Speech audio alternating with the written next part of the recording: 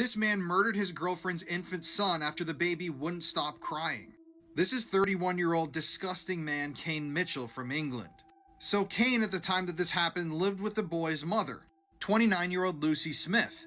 Sadly, at the time, Lucy's son was only 2 months old, and his name was Teddy.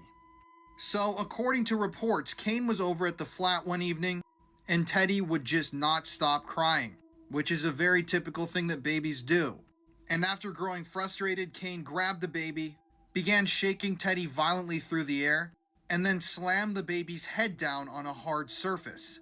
After all was said and done, Teddy had 17 rib fractures, fractures to his right collarbone, a fatal skull fracture, and brain, spinal, and eye injuries. Sorry to have to tell you this, but this is just really disturbing, horrific stuff. After Teddy's death, authorities looked into Kane's past and they were horrified.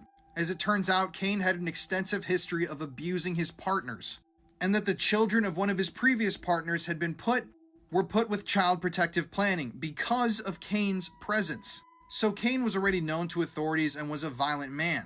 The warning signs were there, and yet for some reason he was still allowed access to a child.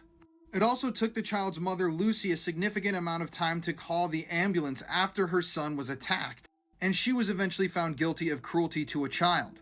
If you dig deeper into this case, you'll also find that Lucy lied to authorities to try cover for Kane. But at the end of this TikTok, I want to remember Teddy as the beautiful baby boy that he was.